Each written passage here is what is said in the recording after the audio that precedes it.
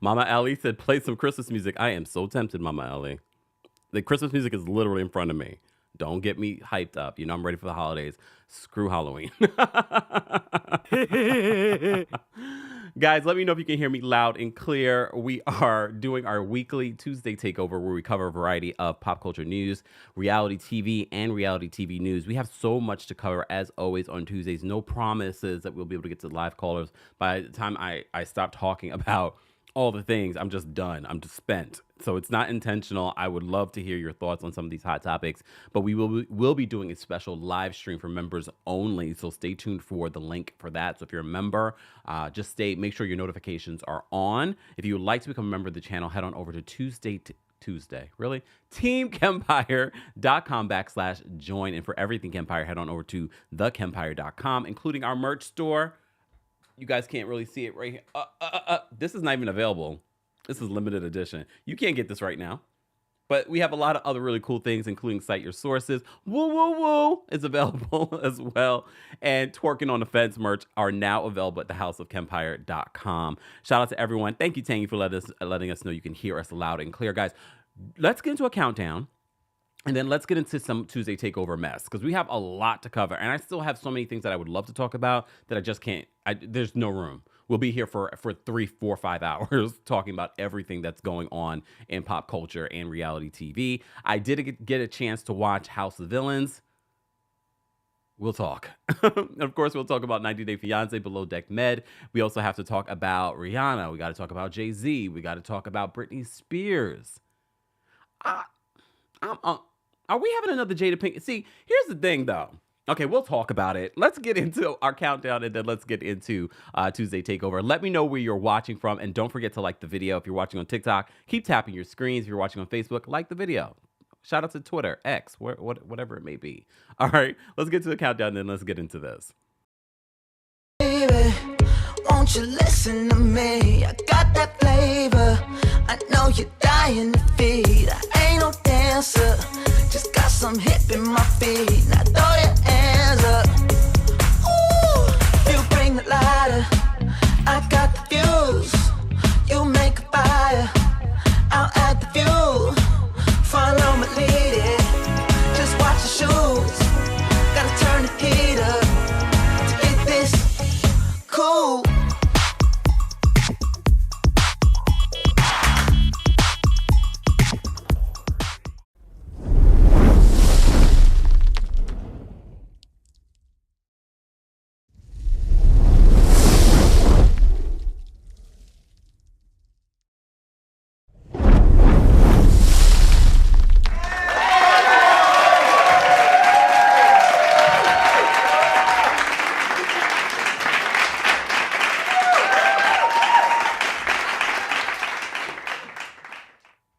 Welcome back to the Kempire channel, your number one source for pop culture news and music, entertainment, reality TV, and so much more. As always, guys, don't forget to like the video. Don't forget to share this video.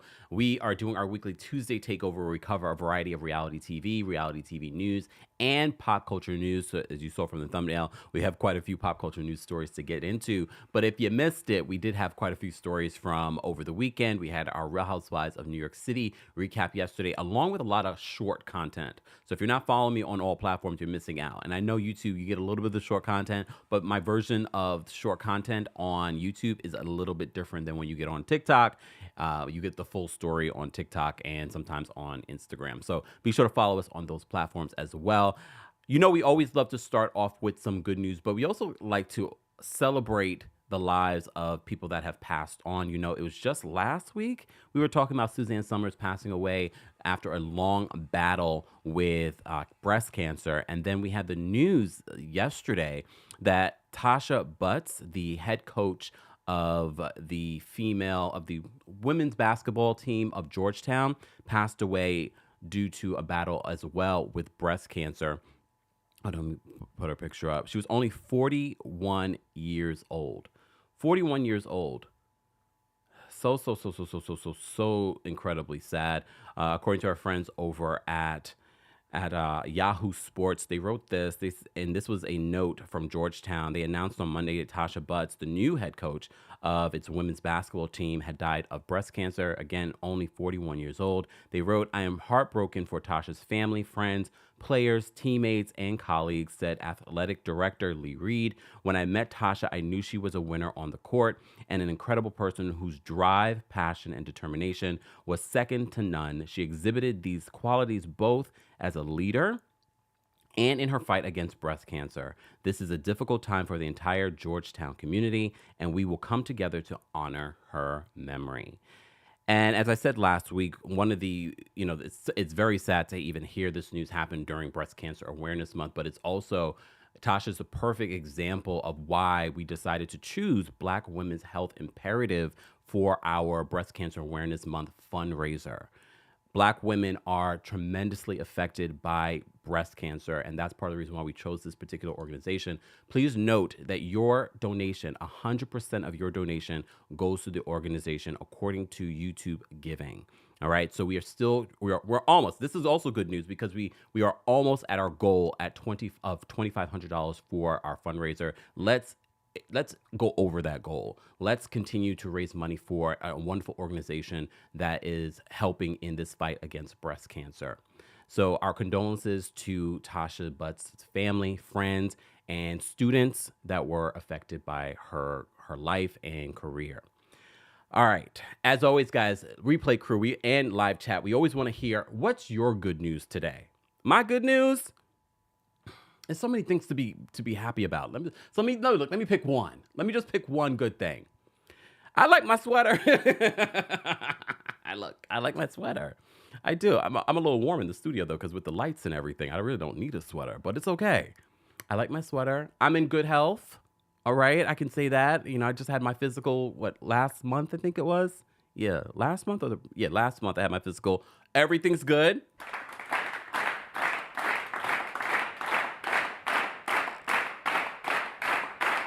Everything's good. I hope this is a reminder to some of you that have been putting off your physical appointment. Go get that physical. All right. I mean, this is not necessarily good news, but it's a reminder to take the necessary precautions to protecting yourself. COVID numbers are up, so be sure to wear your mask or social distance as much as you can. And the mask not just helps with COVID, it also helps with the flu and stuff like that too. So just wash your hands. I mean, you should have been doing that anyway, but just saying. All right. As always, guys, I do want to hear what your good news is. And shout out to those of you that have already donated or shared one of our videos to have your family and friends donate to our fundraiser for Breast Cancer Awareness Month. Shout out to our channel members that are in the chat. Shout out to our subscribers that are in the chat, because it is subscribers only live chat. And of course, shout out to our King's Guards that are holding us down both on YouTube, Facebook, on Twitch, Twitter, and here on TikTok. All right. Oh, Patty says, sorry, I missed that part. What's the best way to donate? So, guys, if you're watching the replay of this, you'll see a donation button somewhere along here. But if you just go to one of our last videos, you'll be able to see the donation button in order for you to be able to donate. Any of our last videos from this last month, there will be a donation button either under the video or along the side of the video. All right. Ooh, Jason says, I got an extension for my geology exam. Don't you miss those days of school? I don't miss those days of school. But congratulations, Jason. I know what an extension means. More time for you to not do the job, right? Come on. Go get it done, Jason. And then report back to let us know what you got on it. I want to know. It better be an A. All right. Let's get into this, guys. Where are my notes? Oh, here they are. I have too many screens open right now. All right. So since I was talking about House of Villains before we went into the countdown, I did give the show a chance. It's not a bad show. And look, hear me out. Hear me out. Anfisa, see, we talk about 90 Day Fiancé, so we knew who Anfisa was. We don't talk about The Bachelorette or The Bachelor, so I was not familiar with, was it Corinne? I wasn't familiar with her, but I saw her on Watch What Happens Live, and I was like, oh, she was actually kind of entertaining. Probably more entertaining on Watch What Happens Live than she was on House of Villains these last two episodes. But let me tell you something about Omarosa. I understand. I understand why people do not like Omarosa, but I cannot deny. I have to tell the truth when, look, I got to tell you the truth. She's great reality TV. And she's a master. She's no dummy. You could say you can disagree with her political beliefs or whatever stance. I don't know what her political beliefs are anyway, because I feel like her political beliefs kind of went to whatever direction it would, progress her career. So putting that aside, like we do with the Housewives, okay? Omarosa, in the instant that she arrived, I was like, no, she is the queen of villains. The way she walked up in there, and I know she's being almost like a caricature of herself on this show, because they all are. They're all sort of like playing into, oh yeah, I'm a villain. Damn it, they should have got Kenya Moore. Look, they really should, because she would have played up into it too. And it would have been fun to watch, maybe next season. I don't mind the show. The show kind of reminds me of Big Brother, but the games aren't that fun to watch. I'm not even really that interested in the games. But Omarosa was like the queen villain this week, or last week, and then she's still the queen villain until they kick out whoever they're going to kick out. Jax is also on it. Jax is Jax. He thinks that he's as big and bad until he's in a house of villains, and he realizes, oh, I'm not that bad. Do you guys believe that his wife got a $2 million deal for Jenny Craig? Normally, I would say no, but based off of how everything went down with Scandival last season, I was like, I wouldn't be shocked by it. I don't know about $2 million though, and the fact that he's bragging about it makes me feel like, yeah, it's not $2 million. Especially, I don't know if you should be bragging about it. The IRS is watching, Jax. the IRS is watching. So I don't know if I believe $2 million, but I wouldn't be surprised that they make a pretty penny. Even though they weren't on last season of Vanderpump Rules, I do believe that they also felt the effect of the Scandival. All right. Bobby Lights. I never understood why Bobby Lights. I remember seeing him initially on Love and Hip Hop Miami. He's Trina's cousin. I didn't realize, because I stopped watching Love and Hip Hop. But I said, let me give it a shot, and I didn't like him then. I don't like him now. His theatrics in episode 2 of House of Villains, I was just like, you are such a caricature of yourself. And I know we say that about some of these other reality TV stars, but he came out like a caricature. He wasn't funny or interesting on Love and Hip Hop, and he's not funny and interesting on here. I never understood, why are we still talking about Bobby Lights at this point? I'm asking because some of you do watch Love and Hip Hop Miami. Maybe he is that guy. But on here, when he's trying to act like a villain, very much like all that acting that they do on Love and Hip Hop, I was like, this is why Omarosa is so, like, in every show that Omarosa goes into, it feels so like, oh, she's good television. No matter how we feel about her, she's good television. She's no dummy. Let me tell you the power of a black woman. Okay, come on, listen to me. Only a black woman would be able to go rep for that man, spin it around after she got fired, have a best-selling book, and then have people like me on the fence about Omarosa being on their television screens. That's genius in itself. However, here's where I wish better from Omarosa, even though I'm sure she's fine, especially when you have a best-selling book. All right. As Bethany said on that now failed talk show, like, what is your brand? What is your existing brand outside of being a reality TV star? I mean, she has a best-selling book. I mean, she's no dummy, but I'm just like,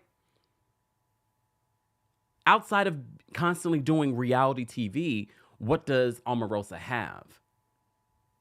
I kind of feel like after the book, she should have sort of segued into something outside of reality TV, but she sort of leaned into being on all these different reality shows. Don't get me wrong. I still like seeing her on these shows because she's always the most entertaining person in the room. However, we also have our girl Tiffany New York Pollard, who's great TV as well.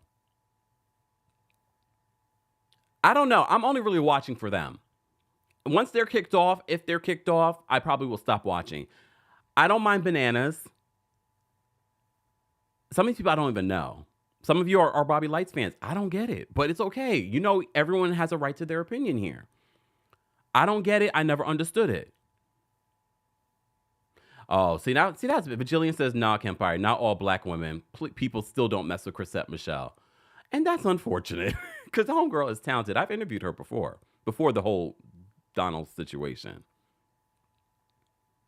That's unfortunate. Anyways.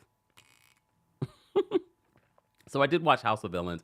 It's not bad. It's not great either. I think they were trying to have that whole Big Brother-esqueness to them, and it kind of fell flat. But since we're talking about Big Brother, let's talk about, let's talk about past Big Brother. So, I've been doing a watch of old episodes, seasons of Big Brother. I already watched Big Brother season 23, season 24. And I asked you guys on my Twitter, I was like, what season should I watch next? And a lot of you said season 10. They said this was reality TV gold. And only into episode 1, and I was like, oh, I see why. Did you guys watch season 10 of Big Brother? It's hard for me to watch because it feels like I'm watching like a really old show because of the way that it was filmed. I mean, it really is an old show. It's 15 years ago. So it's a little hard to watch because it's like, oh my God, I want to fix my TV screen. But it's really, really interesting. It's interesting to kind of see how they did things back then on Big Brother. Although there are still similar things that they do now, especially the games. They really haven't changed the games over the years. It's also to see how Julie Chen used to go by Julie Chen. was she married to that man then? She probably wasn't married to him yet, Moonbez. But we know when she changed her last name, when she added her hyphenation. We remember that. We talked about that already. So it's interesting to watch season 10. I was uncomfortable with some of these scenes. Let me tell you something. When they did the sock puppet, for those that are Big Brother fans, when they did a sock puppet reenactment of some of the people in the house, when they used Julie Chen, a brown sock puppet for Julie Chen, and then for Ollie, they used a black sock puppet, and then they had the white sock puppets, I was uncomfortable. I was just like, this is uncomfortable. This is very uncomfortable. Brian came into that house. Okay, some of you that are not Big Brother fans are probably like, who are we talking about? We're talking about Big Brother season 10. Brian came into that house and was manipulating. At first, I had a little respect for it because I was like, wow, he is really manipulating this game. And it almost worked for him. Until it didn't. It blew up in his face. He tried too much too soon. Poor Jerry. Is Jerry the oldest guy to ever play Big Brother? Because he's like 70-something years old. I like Jerry, though, so far. I didn't like when Jerry and Libra got into it. I don't like Libra, though. At least in the beginning. Look, I'm only in the beginning of season 10 of Big Brother. I don't really love her. I something about her. Okay, let's talk about it. And look, I know she's in this game to win $500,000 for her family. All right. She left her twins that were 5 months old to play this game for like 2-3 months. I was uncomfortable, and she did address it. She did address, some of the questions about that. But I get it. She's trying to win $500,000 for her family. But 5 months old, like, you can't get back that time. But then, look, they'll be grateful when they have $500,000 to send them to college. But I also don't really love Libra, so that also didn't help either. Libra, when she blew up on Jerry, I never called you old or slow or old. But basically, she said that without saying it. All right? I'm in, though. I am in. I'm watching it. It's so funny because this week's episode, I feel like when America was talking, I was cutting my hair. I was shaving my head. So when she was talking, she was flashing back, and I looked at the screen. I was like, wait, are they flashing back to season 10?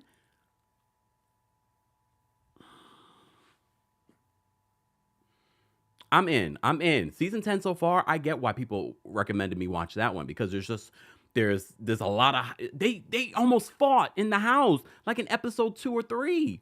Like a literal physical fight almost happened. I don't like Ali. Y'all remember Ali? You know, he was part of a very religious family. I was like, I couldn't tell. Look, I couldn't tell the way that he was moving in this game. I don't like him. I don't like him at all. I don't like him at all. All right. All right. Oh, yes. Yes. Ed says this is the season with white Keisha. Yeah. Keisha and April almost got into it. Damn. All right. Hold on. Let me see. Okay. Conchita says, oh, season 10 was a lot. I'm only on, I don't remember what episode I'm on at this point, but over the weekend I started watching it and I was like, this is only episode 3. People are about to fight. People are about to fight. All right.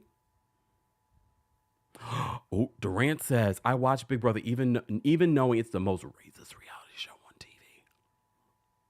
So is that why it was such a big deal for season 23 and the cookout? And then, of course, Taylor Hale taking it in season 24? Well, let's talk about Big Brother season 25 because you just never know in the game of Big Brother how this is going to turn out. Because right now, we don't see Felicia or Surrey taking this win at the end. We don't see it, especially because Felicia is not loyal. And I appreciate you all telling me I should watch the live feeds, and I have been, but it takes up so much of your time. You end up watching live feeds at 1 o'clock in the morning, Eastern Standard Time. And Felicia is already throwing Surrey under the bus to Jag and Matt. Wait, is Matt a Andrew Tate fan? Because okay, I'm on Twitter now, and I'm all in the world of Big Brother. So part of me is thinking to myself, wait, I must have missed something about Matt's love for Andrew Tate, who's now on home arrest in Romania. See, look, just because I don't report on all the things doesn't mean that I'm not fully aware. All right? And you know why he's on home arrest over there in Romania, the trafficking of it all. All right.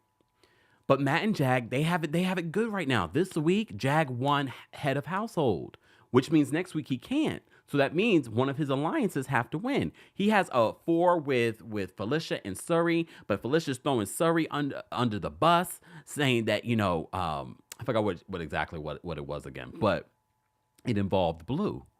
Well, now Blue and America are going to be on the block this week. Who do you think should go home? That's the great thing about this game, because now that Corey is out of the house from last week, and which I'm glad, but I'm glad he also sort of shook things up, especially with Bowie. I can't stand Bowie. I can't stand Bowie. I don't know what it is. I don't know what it is about this damn Bowie that I cannot stand. No, I do. She's annoying. And here's the thing. And speaking of what Durant just said, or Durant, I can't remember. Speaking of what he just said, why couldn't they put Bowie up? Especially if this would be a good test of her loyalty. We're going to put you up as a pawn, but you're not our target. You're not our target. But no, they put up the other ones as a pawn because she gets too emotional. They should have put Bowie up. Please and thank you. They should have put her up. Especially if she's not the target. She did a lot of crying over the weekend in that house. They showed a little bit. This is why it is important to watch the live feeds, especially as I'm watching season 23 or season 24. There's a lot of context that you miss out. Like from season 24 with Taylor, you would never really think how deep the feelings could be between her and Joseph until you watch the live feeds that they've recorded on YouTube, because you're like, oh, because based off of the episodes, you don't get the depth of their relationship. So back to season 25. So I don't understand, and this is also a problem as a culture. They should have put Bowie up. Oh, because Bowie was crying. She reminds me of Britney, I would think, from season 23. Every time Britney would be put up, but they still put her up. Every time she was put up on the block, even though she was supposedly going to be a pawn. I know the pawn always goes home, though. even though she was a pawn, she would have like the most theatrical, histrionic reaction that I was just like, girl, this is the game. But I get it. I'm not there. Big Brother is a hard game. And every time I watch it, I'm like, could I do this game?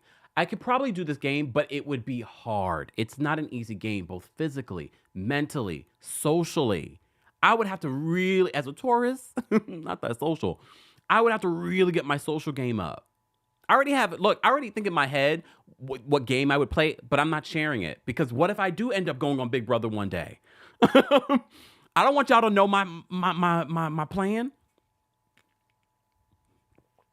I don't want you to know my plan because I have a plan. But here's the problem with me as a Taurus. Shout out to my Tauruses.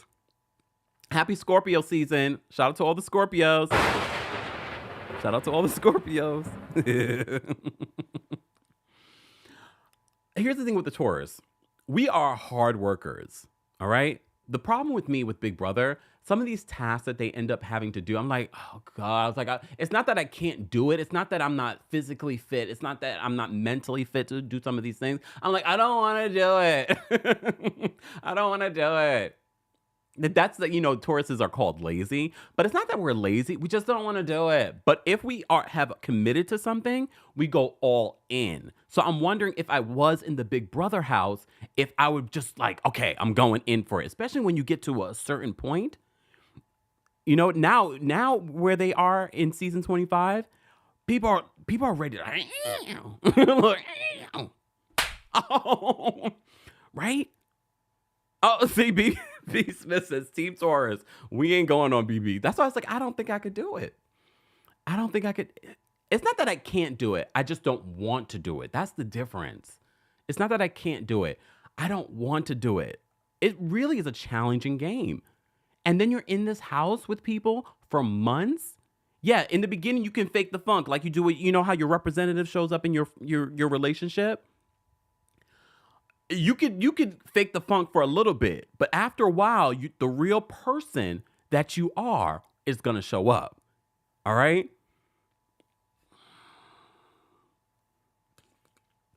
I'm sitting here eating dinner, watching Big Brother, like literally, no, watching the live feeds as they're making dinner or talking. Sometimes some of the stuff I just have to turn off because sometimes they're not talking game, but they're talking about their personal lives, and you learn a lot about them. Julie says we are not late. Yeah, it's a stereotype. I think they take our not wanting to do something as lazy. No, but when we're in, y'all know I work hard on my projects and all the things. So I'm not lazy, and I'm Jamaican. Just saying. Yes, Tracy says, as a fellow Taurus, we are task oriented. Anything extra is too much. See. Yeah, Kara says, and people are watching you 24/7 on the feed. So all of this in regards to the game. I just watched a clip of Mama Felicia begging Mr. Big Brother for alcohol. She's like, I will ensure the kids don't get in trouble. I was like, although I don't love Mama Fee's gameplay, and I'm not saying that her gameplay is wrong, I just don't personally like her gameplay. Because you know how she was in the beginning. She was ready to be Suri's bestie in Final 2. Then she turned on her to align herself with Suri's son, Jared. And then she brought her loyalty back to Mama Suri. And then now she's turning on her again. But I am so glad that Mama Fee's still in the house. Come on. I'm so glad that she's still in the house. She's so entertaining. And although I love me some Suri, she's not as entertaining as Mama Felicia. I mean, Suri's getting her drive back now that Jared's gone. And she was happy. She was so happy to get rid of Corey. She was like, that was for Jared. She's like, I love Corey, but in this game, I hate Corey. She says, in this game, I hate Corey. All right? I don't blame her. She's like, in this game, I hate Corey. Because he got rid of Izzy. And I thought to myself, I would have loved to see Izzy last a little bit longer in the house. Now it feels like Izzy has been gone so long. Justice for Izzy. Not justice for Jared. Jared messed up Suri's game, though. Sorry, though, I need you to win something, though. If it's not the physical or the mental, we need you to win something. And I don't believe it's just one or the other in regards to this game. Or align yourself with someone that wins. Right now, she really can't because now the Minutemen, what a name. The Minutemen are really holding things down. They're running the house. We need someone to shake them up. That's why I was hoping this week that Felicia, because Felicia has come very close to winning an HOH. She won a veto, right? Has she won an HOH? She did win an HOH at once, right? It's so hard to remember now who won what at this point. But Jack is coming close to beating Michael's record of winning all these different awards and vetoes. Sidebar, in season 10, did that man really win a car, a Camaro? Did he? For those that are super fans of Big Brother, did he win a Camaro? Anyways. All right, because we have so much to talk about, I'm not going to go in. I did talk a little bit about Big Brother on the podcast, so be sure to subscribe to the Kempire Radio podcast, along with talking about my experience at the Lauryn Hill concert. Speaking of Lauryn Hill, let me just post this up. So Lauryn Hill, I talked extensively. I'm not going to talk about the concert. I just wanted to talk about, because I did talk about this on the podcast, that Lauryn Hill's voice was going out a little bit because of, she was saying that her, the sound system wasn't working for her. So it's interesting that I talked about this on the podcast because she had to cancel her performance in Philadelphia. She posted this on her Twitter a couple of days ago. She says, "Dear Philadelphia, it is with disappointment that I'm writing this note to you. On the advice of my physicians, I have no choice but to postpone the show tomorrow." I think this was on, what's today? Monday? I don't remember. She says, I need to rest my voice to prevent any more serious strain or damage to my vocal cords. The start of this tour has been incredible. What an amazing experience to celebrate the anniversary of with all of my family, my friends, and all of you. I mean, it really was a family affair at Barclays. She had her entire family, her children, her ex-husband, baby's father. We never really got clarity on whether or not they got married. All right, and no clarity on if they're still together. I don't think so. All right. But of course, the reunion with the Fugees as well.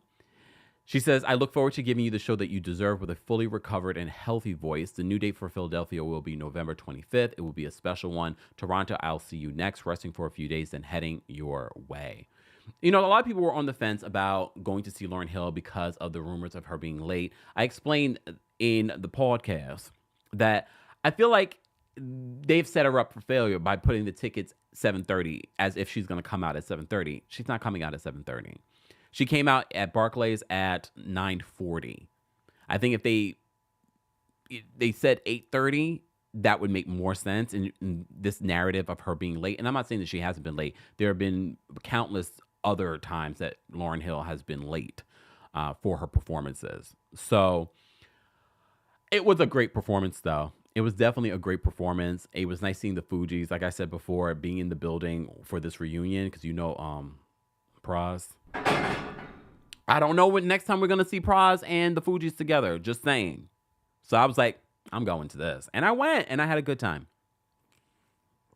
I talk more about it on the podcast. So her Philly date was recently canceled, but Lauren's still, she's still out here performing off of that one album.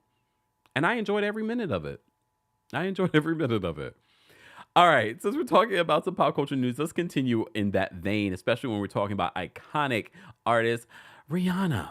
So there were rumors this past week that Rihanna signed a new deal with Live Nation that would encompass 2 new albums. She has enough music for 2 new albums and apparently a tour in 2024, 2025.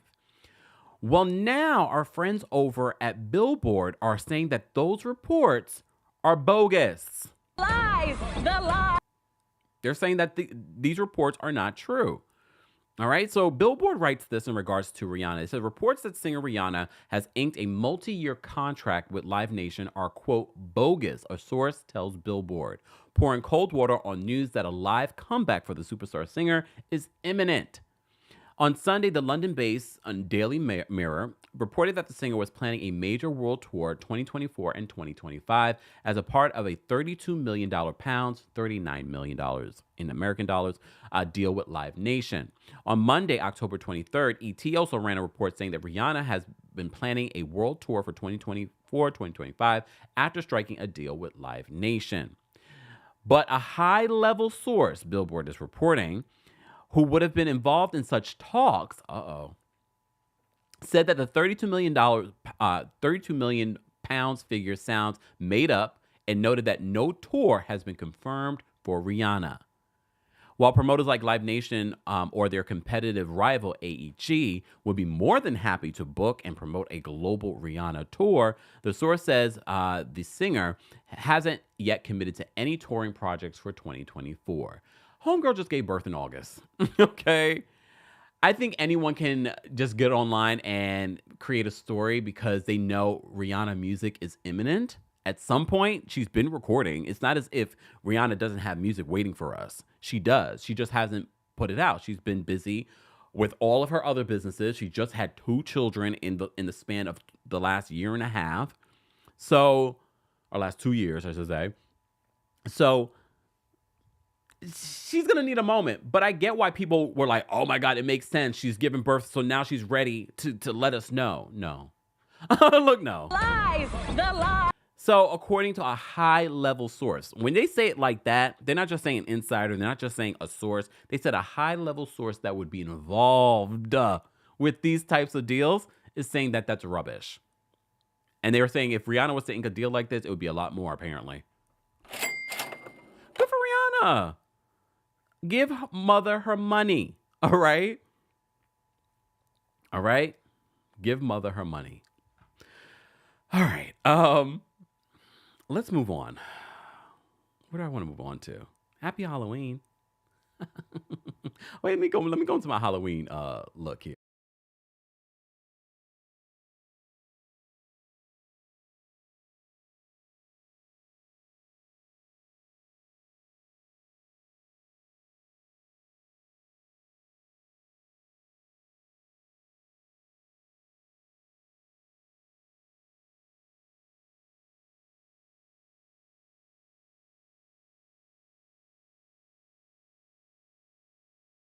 Woo, muted. There we go. There we go. Let me go here. All right. I'm caught up. I'm caught up a little bit on 90 Day The Last Resort. I didn't watch last night's episode, but I am caught up now. All right. In regards to last week's episode. All right. Here's the thing. 90 Day The Last Resort. I'm not watching for any of these other folks.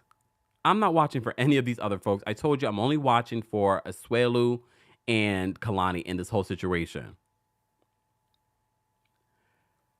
I don't care about Molly already left.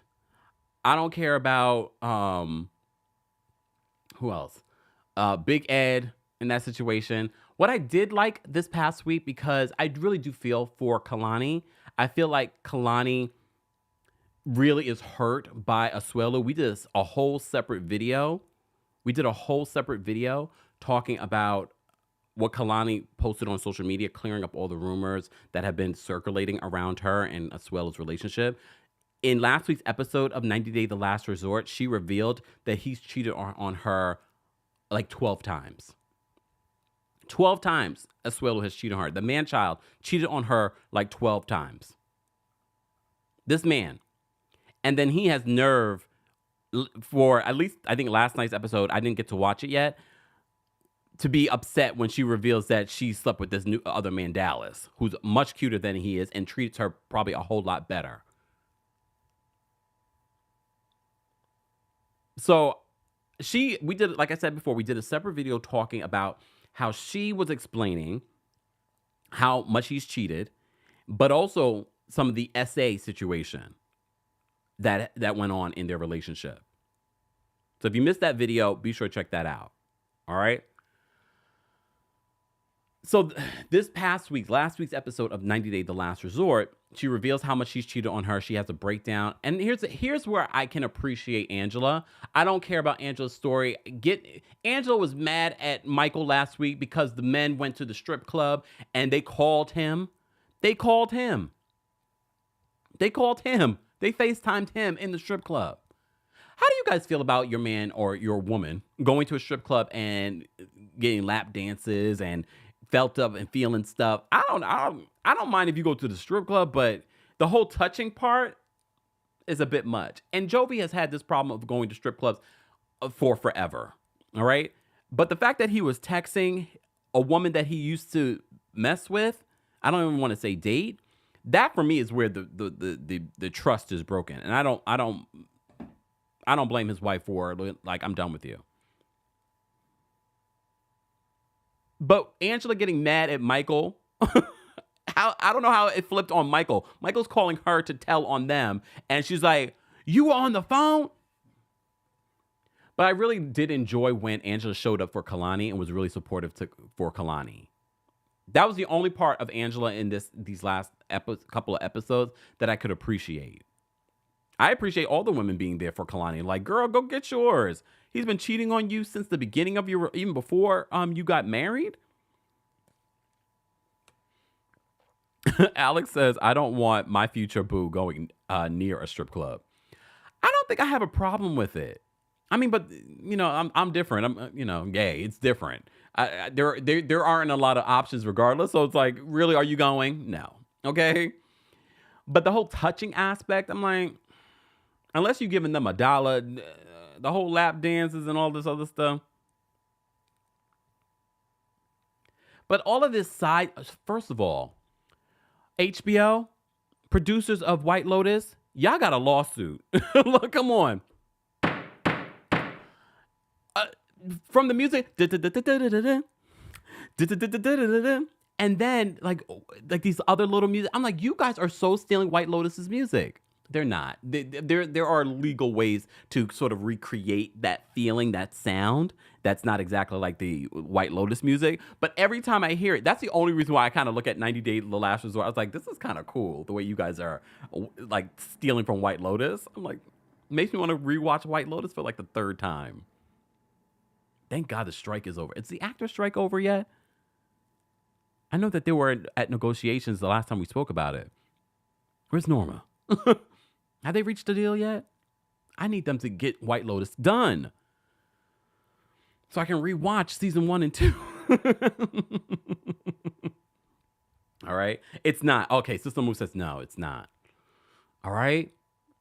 Okay. Anyways. So that's the only, this week, Jovi's storyline kind of kept me interested. I don't care about anyone else. Asuelo and Kalani's storyline kept me interested. Everyone else feels like it's being forced. And Molly, when Molly was leaving and then she went to go say goodbye to what's his face? Kelly.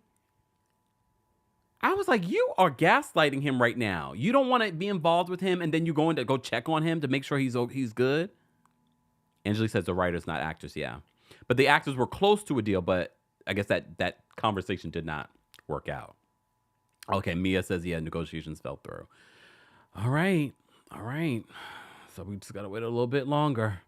At least we know the script for White Lotus is done. Damn. Sweet Cherry says, I still need to finish White Lotus. What are you waiting on? I've watched it twice already. Both seasons. It's like it was good. We need season 3, damn it, so I can watch that 3 times. All right. So the writer strike is over, but the actor strike is not over. So we have more reality TV on the way, y'all. All right. So 90 Day, The Last Resort. I'm not fully in. I did not see last night's episode. I have not been watching The Family Chantel. Don't ask me about it. I checked out after last season. I was like, you guys are, the BS that we are being fed on social media. I don't want social media too, but on these reality shows, I'm kind of getting fed up with it because like you guys think that we're dumb. We're not dumb. Look. Some people are, but we're not dumb. All right. So before we continue into the 90 Day Fiancé hemisphere, let's talk about people that think that we're dumb. All right. Kyle Richards. Oh, goodness. So, we reported to you that OK Magazine was reporting that Kyle Richards' separation storyline was just that. All right. It was not a real storyline, that they were using this to save Kyle's job. So, of course, this week, there is a story out that Mauricio was seen caught holding hands with another woman. And that other woman is his Dancing with the Stars partner. There was another report that, Mauricio's Dancing with the Stars partner was all over him at this party. First of all, they're separated. I don't know how you guys feel about separation and people dating, but Kyle's out here dating, allegedly. I don't believe this. I don't believe this at all. And I know, yes, I did quite a few videos where I was like, I just don't believe it. Look at this video. This is proof that they're holding hands. Holding hands. Mauricio and his Dancing with the Stars partner. All right? They're holding hands. And I said to you, BS. Lies. The lie. BS. I don't believe it. I didn't believe the Kyle situation before, and I told you guys I didn't believe it. But we also know that there's this report saying that this was all fake for a storyline to secure her position on Real Housewives of Beverly Hills. So I wouldn't be surprised. They're like, oh, let's get you photographed with you and your Dancing with the Stars partner. Anytime there's Dancing with the Stars, there's always some sort of rumor that there's some affair happening between a dancer and one of the celebrities. Every season. Julie says that Kyle is using this as a storyline. The story with Mauricio and dance partner is so stupid. Yeah, see? I'm just not falling for it today. Okay? I am not falling for this BS this week with these people. All right? So I don't believe it. But you know what I do believe? All right, let's talk about this. Let me talk about my girl Garcelle. So as you know, the new season of The Real Housewives of Beverly Hills comes out this week. There was also a Lisa Rinna story out. I feel like Lisa Rinna sent this story to Demois about some sort of fight. She was hanging out with Erica Jane and there was some sort of fight. I was like, Lisa Rinna, we do not care about you. We are ready for Real Housewives of Beverly Hills to have a season without you. I know it's going to be a good season. And this scene with Garcelle and her sons, her twin boys, he said she was gone for 3 weeks and it felt like a year. Here's a couple things that I have to say about this scene. If you missed the scene, there is a preview of this week's episode of The Real Housewives of Beverly Hills on our friends over at OMFG Reality TV. You can see it on their Twitter. I'm looking forward to the season, and I'm looking forward to recapping it. This scene, it was interesting because it feels real. And I know some people were like, oh, it's just a storyline. She's using them as a storyline. No, this feels real because Garcelle mama has been working. We talked about it last week. We were talking about the other black girl. She's in that, and I hope that gets renewed. She's also in the Netflix series. Oh damn, I can't think of it. It's with Michelle Apatow.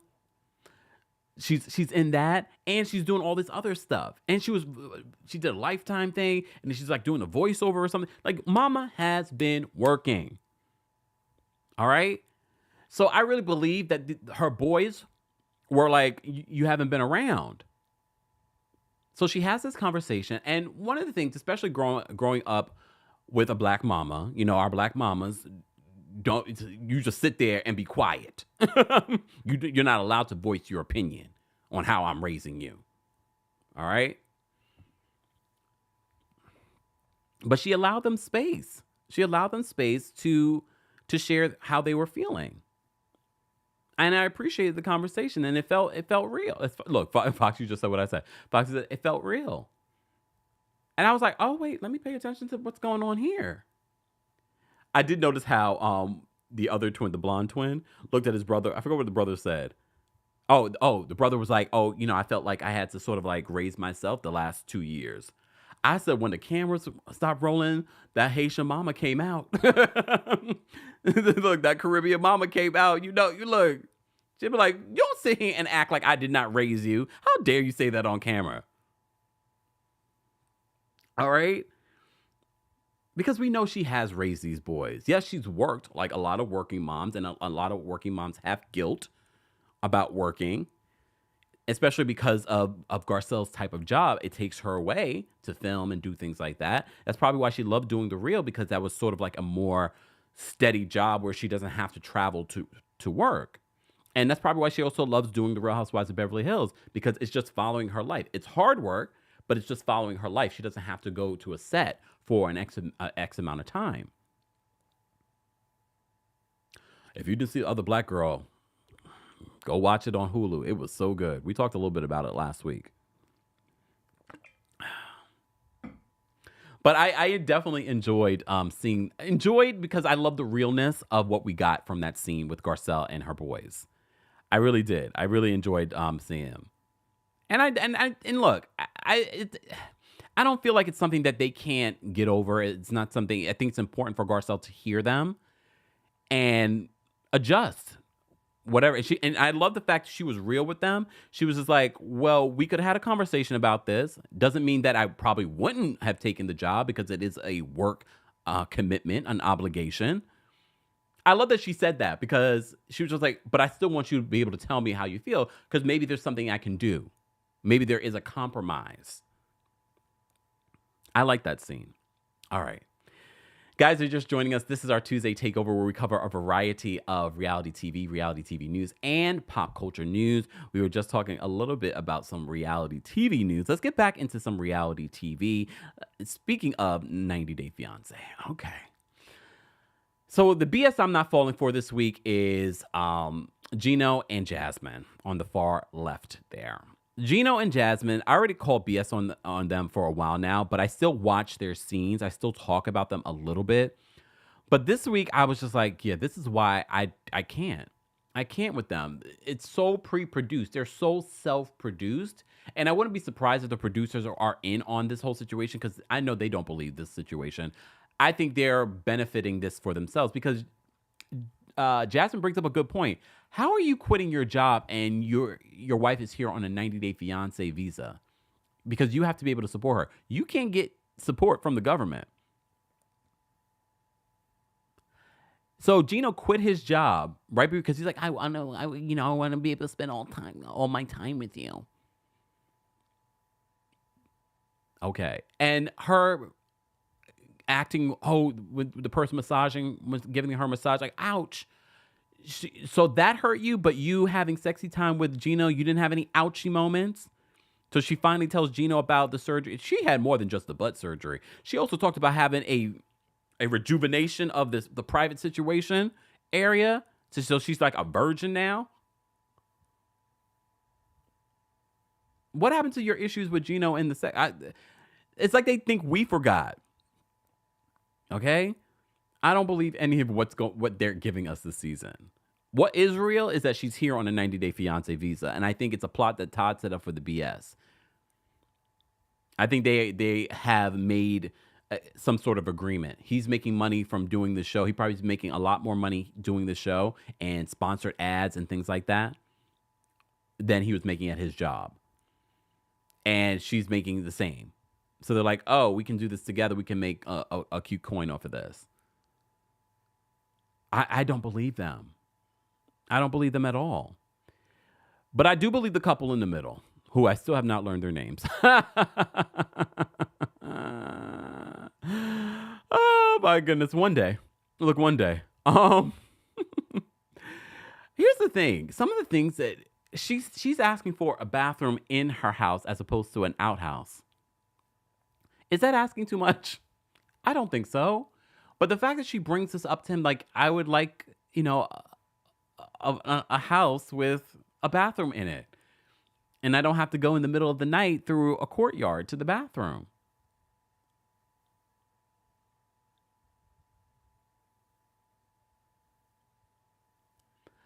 The way he responds to this, I'm just sort of like, it's giving abusive. Anyone else? I got a little uncomfortable with that scene where he was just like, I don't want to talk about this anymore. Nothing's going to change. I'm thinking to myself, well, I don't think she's asking for a lot. And yes, she grew up, very much very much sort of like people taking care of her and things like that, but she's not asking for a lot. She's not asking for a lot. A bathroom in under one roof. There were a couple of things that happened in this episode that got me a little concerned. And then I was reminded of their age. He's 32, she's 23. And I don't mind the age gap, but when you're in your early 20s, like if you're 32 and he's like 42, it's different. You've lived your life, you've gone through your 20s, you know what I mean? But she's literally 23 years old, going to marry this man, and he's 30 something years old, and he's set in his ways. He is very set in his ways. Like, I saw a different side of him this week, and I was just looking at him like he wanted to shut down her talking about anything. And then they were talking about how he had some sort of online relationship during the pandemic. And then he's like, oh, well, then we found you on Bumble, but you guys told us there is a friendship part of Bumble. I just don't understand how you were having friendships based off of someone's looks. But okay. Because you know people aren't writing anything in those profiles. Exactly, Julie, during the whole Gino and Jasmine situation. It just felt like, oh, they waited for that moment so that she could talk about it. Okay, I have to revert back to Jasmine and Gino. So we also find out the money that he gave her was only a portion of what it cost for her to get her butt done, Jasmine. So apparently her ex Dane gave her the other $2,000. She's like, I didn't tell Gino that part. And mind you, if the table was reversed, we saw a preview where she loses it on Gino because she finds a lipstick in Gino's car. Yet you are taking full-on money from your ex-boyfriend that you claimed to have video with and that you were sleeping with just a month before.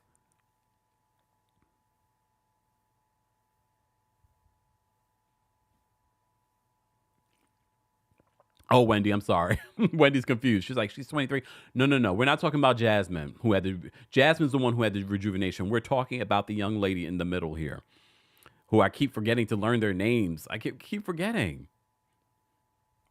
You know what it is? I'm just so like, why does she have, I never talk about people in their hair or their wigs, but why her wigs are the worst for such a young lady. I'm like, your wigs are the worst.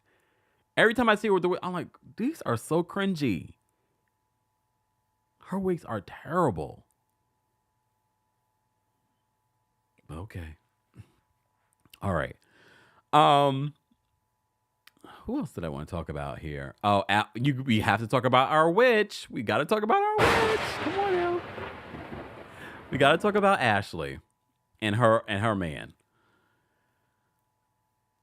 Ashley is great. She's so typical TLC kooky.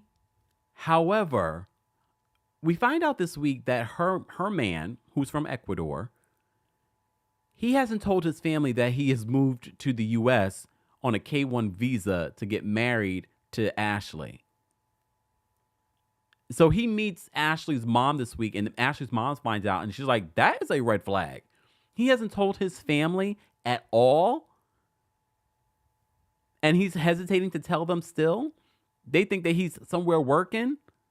Yeah, he's working Ashley for his visa. Lies! The lie! That's what he's doing. I kind of looked at him sideways with that. I was like, yeah, that's a little suspect. The end says, I feel like a scam is being ran.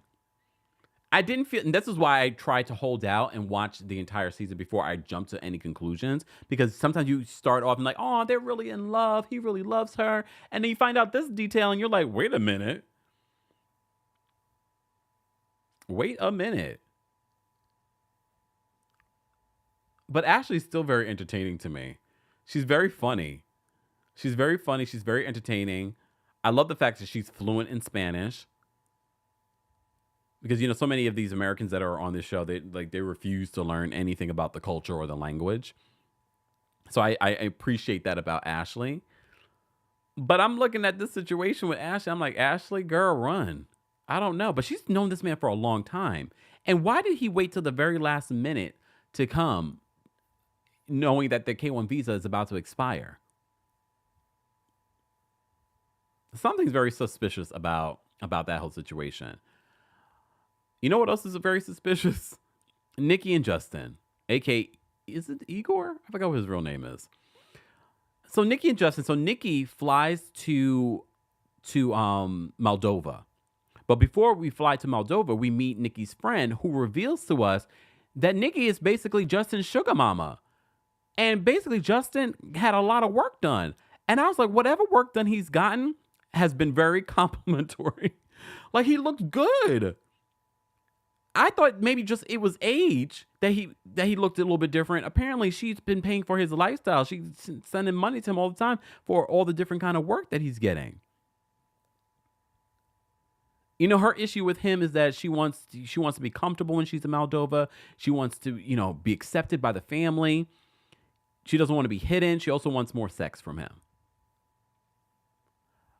But the friend who brought the tea that she's been paying for his lifestyle made me look at the situation very differently.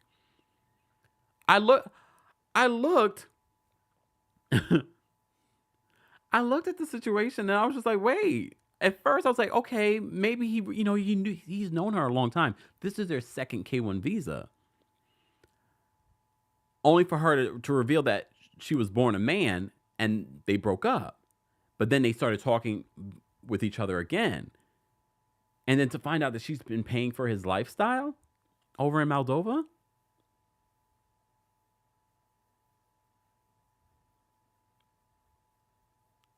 I don't know.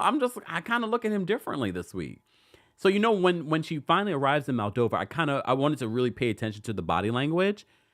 But then I was like, well, he's Eastern European. So there's cultural differences in regards to like public displays of affection and things like that. So I was like, I don't want to read too much into his body language. 'Cause I wanted to see if he was really feeling her. So I'm still on the fence. But of course, Nikki has her concerns about their sex, about the way she's being treated. Because he's like, we're going to go more out at night. Because here's the thing with Nikki. Nikki is not, not only is she trans, but she's a big personality. So, and the way she wears her clothes and her hair and her makeup, like, she's not like insecure. Like, she's just like everything. And she's showing all the things, her entire body. You know what I mean? So he's like, we're going to go out at night. And she's like, you're not going to be, hiding me. All right. I'm still very much invested in what's going on with this couple. We still haven't met one of the other couples, but we saw a preview for next week's episode of 90 Day Fiance about this other couple on the far right.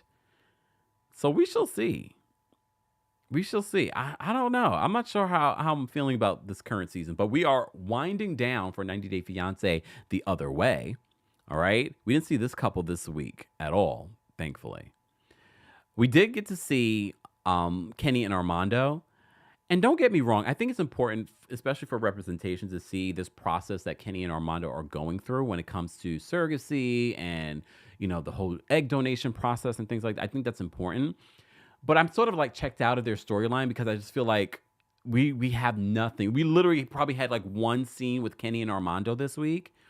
And we had like one last week where he was breaking the news to their daughter, Hannah, about having a baby. I mean, it was a cute scene. It was funny how they were selecting, this whole process of selecting their surrogate and the egg donor and things like that. And he was like, if we were ever to have a threesome, we have the same type in women. I was like, all right. Like, literally, I was like, okay, next scene. And it's, I mean, at least they didn't cry. Right?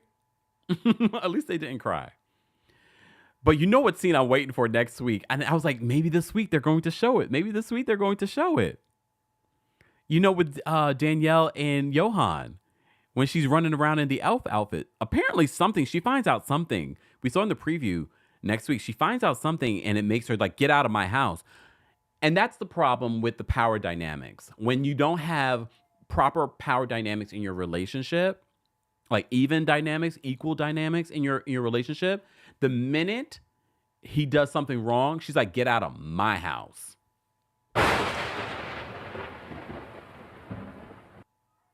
So We shall see what exactly Johan did. What do you guys think he did? Do you think he cheated? Do you think he had a baby with someone else?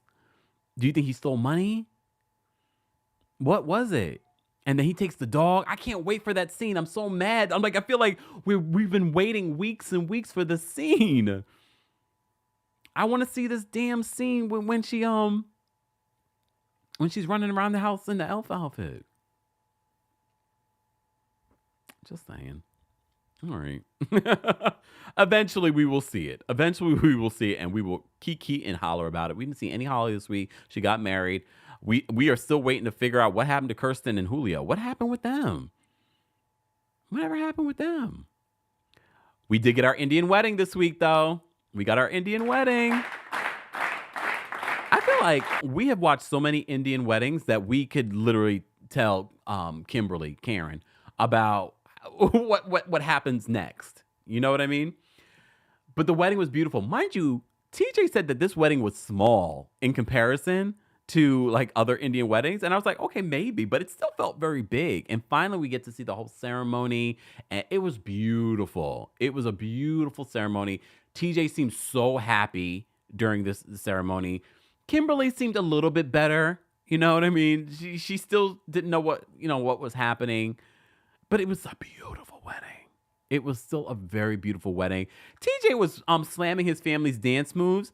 Mind you, they had more rhythm than some of y'all be out here dancing. And I was just like, they had a lot of rhythm. But maybe in comparison to other families and other weddings he's been to, they have a lot bigger moves. Yes, Miss Esquire, I agree. Miss Esquire says Family Karma's wedding in the finale is still my favorite. Yeah, with Amrit. Bring back Family Karma. They had like their best season last season. It was, oh my God, it was beautiful. Sidebar, if I ever marry an Indian man,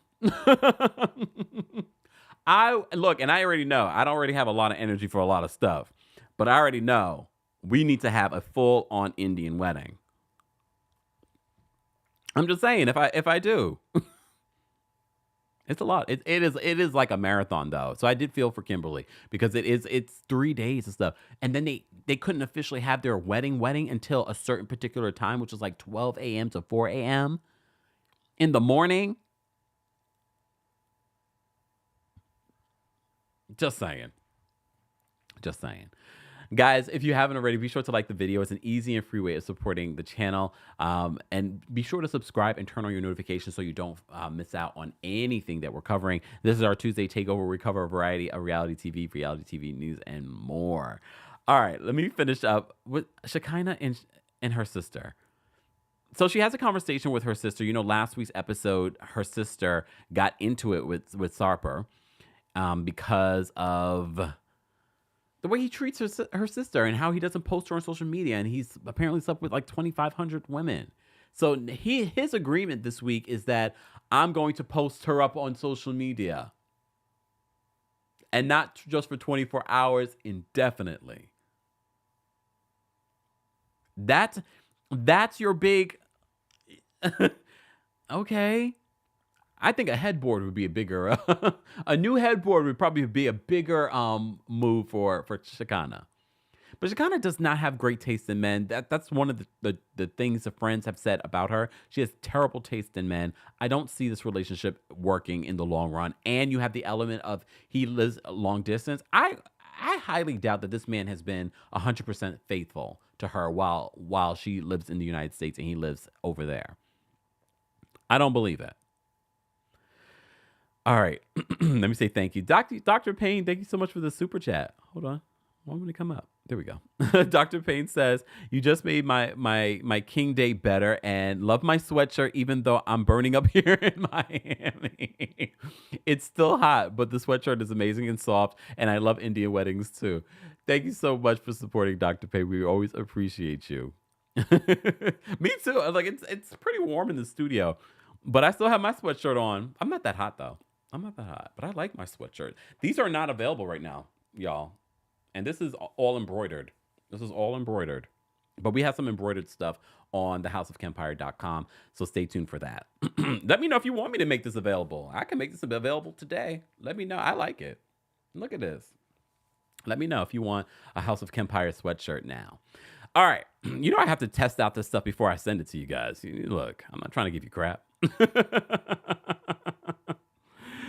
All right. All right. Anyways, moving on. All right. Who else did I want to talk about? I think that was it. Ooh, hold on. Before we move on. So Shekinah and Sarper, NYCNP says his Instagram is now private. Oh, really? Look, oh, really? I don't trust the man as far as we can throw him. All right. Oh, Dr. Payne meant long, not King Day, her long day. It's okay.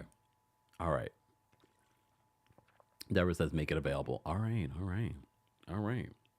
Let me turn my notifications off. Hold on. We still have so much to talk about. So let me move on. Let me turn my notifications off.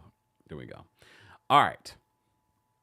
Where do I want to move on to next? Let me get back into some hot topics, and then we'll get back into some reality TV recaps, because we have quite a few different things to talk about in regards to this. Paris Hilton. So Paris Hilton posted her baby boy, Phoenix, on social media, and social media had some terrible things to say about her baby boy and his head. So people were saying really nasty things about Paris Hilton's baby's head being so big. So she clapped back at the haters, and she says, "There are some sick people in this world. My angel is perfectly healthy, and yes, of course he has been to a doctor. He just has a large brain." I don't understand why people always come for people's kids, especially in their own comment section. I don't understand. I don't get it. And yes, he does have a big head. Look. But I was looking at some old pictures of Paris Hilton, and Paris Hilton has hair, so you can't see. But when she pulls her hair back, he has his mama's shaped head. And some of you were like, when was Paris Hilton pregnant? She wasn't pregnant. She had a surrogate. You may have missed that story when she announced that she had a baby, that she had a baby on the way, or the baby had been born at that point. So, yes, Phoenix. And she hasn't really shared any photos of Phoenix on social media. He's adorable, though. Ain't got a little Burberry on. Cute. But Paris was not trying to hear it from you guys. He is perfectly healthy, and he's got a big brain. All right? Exactly. Miss Esquire says, it's so mean and cruel. Babies grow into their heads. And he's probably going to have a full head of hair. Okay? Just saying. He's adorable regardless. People I don't get it. I literally, after reporting on the story, I saw there was a post on Beyonce's kids, and someone was saying that Jay-Z's genes are so strong. And if you saw the comment section under that, I was like, y'all still talking about people's children? And mind you, half of these people have literally no picture on their profile. I want to see you and your kids. Got so much to say and probably look like who did it. Anyways, Mama Allie says he's so cute. He is cute. He is cute. Even if he wasn't cute, you think I'm gonna say it up here? But no, he is cute. But you think I'm gonna say it here? I'm gonna say it to one of my good friends. I'm like, you seen this baby? No. I mean, which is fine, right? Anyways, hold on. Fix my Halloween thing moved. Okay. There we go. All right, y'all. All right, let me say thank you. We had another super chat. Julie, thank you so much for the super chat and always supporting here on the channel. Julie says Shekinah has no self-respect, in my opinion, her sister.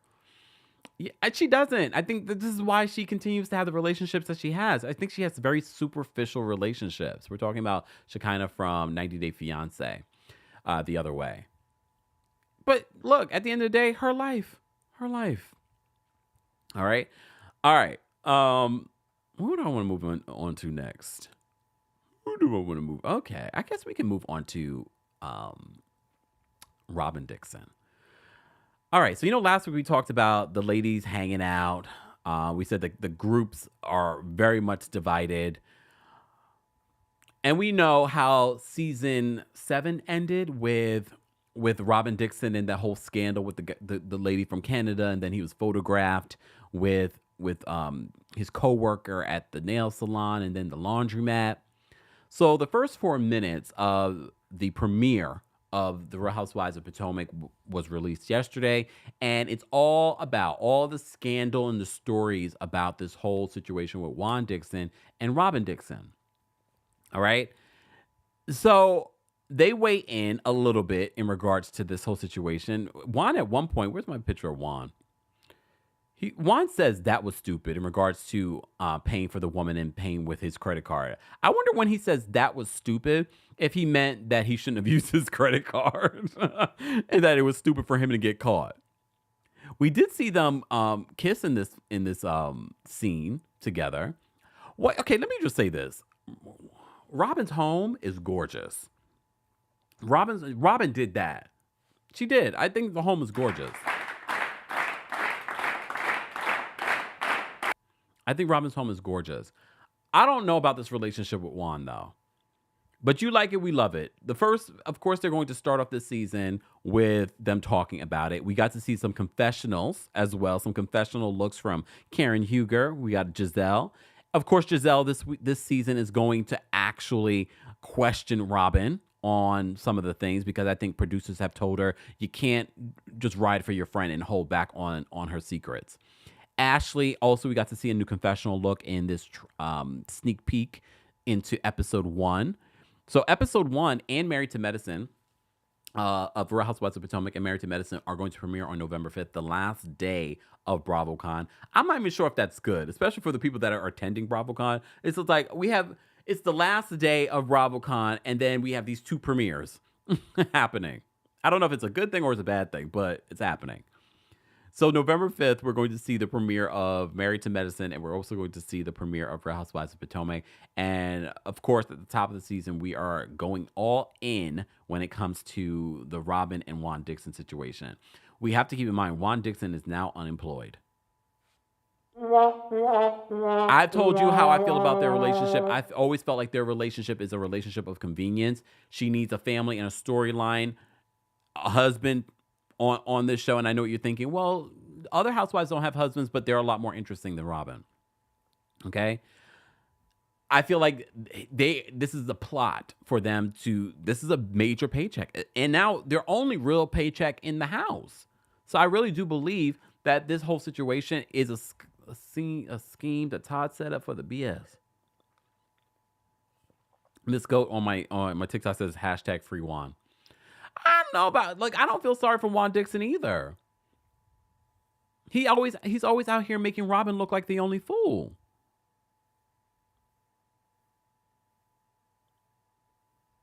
But okay, we're gonna watch and we're gonna recap it, so stay tuned. Did you guys see that little sneak peek? What did you think of the sneak peek? If you're part of the replay crew, be sure to let us know your thoughts on anything that we're covering for our Tuesday Takeover. As always, our King's Guards are holding us down in the live chat and keeping the timestamps. So we'll be posting the timestamps after the live, so you can go to your favorite part. But I feel like you should watch the entire thing, because we're talking about a variety of different things here during our Tuesday Takeover. All right. So that was something else that was in the news that I wanted to talk about. Jay-Z is also in the news this week. So I don't know if you guys saw this viral debate on whether or not you should have dinner with Jay-Z or take $500,000. Well, Jay-Z recently weighed in. He recently weighed in regards to whether or not you should take the $500,000 or have dinner with him. Something interesting online, Jay. I'd love to hear what you think about this. If you had a choice between getting paid $500,000 in cash or lunch with Jay-Z, which would you choose? You gotta take the money. What I'm gonna say? Yeah, I mean, everything that I'm gonna say. No, only because people say, of course you take lunch with Jay-Z, because the wisdom that you would get from him would be so beneficial to you. There would only be a matter. You would take the money? Yeah, because you got all that in the music for $10.99. That's a bad deal. I wouldn't tell you to cut a bad deal. Like, I don't take know. the $500,000, go buy some albums and listen to the albums. It's all there. If you piece it together and really listen to the music for the words, for what it is, it's all there. Everything that I said was gonna happen, happened. Everything that I said I wanted to do, I've done. And there's the blueprint. The blueprint literally to me and my life. So I thought this was interesting because literally just saw a video where someone ran into Jay-Z and they were like, I'm taking the $500,000. And I thought to myself, does Jay-Z even know that there's this online debate whether or not to take a $500,000 or have dinner with him? Because you assume that these celebrities even know what's going on when it comes to online. I feel like they have full lives. They have children. They have businesses. Do they really know that this conversation is happening? So I'm glad that Gayle King asked him the question. And a lot of you are saying that you would take the $500,000. If you have not weighed in, live chat, those are part of the replay crew in the comment section. Do you take the $500,000 or do you take the dinner with Jay-Z? Someone in my comment section on Instagram said, well, is Beyonce going to be at the dinner? And I was like, you know what? That is a good point. Because if Beyonce is going to be at the dinner, maybe I'll take the dinner. And then someone else also said, I'm not going to take either. No, I'm taking that money. Come on. I'm not, look, if I have to choose, I'm not going to not choose either one. I'm going to take either the conversation or I'm going to take the money. I'm going to probably take the money. Jay-Z said take the money. He says all of what he's said and created and manifested is in the music. Now I need to go back and listen to the music. All right.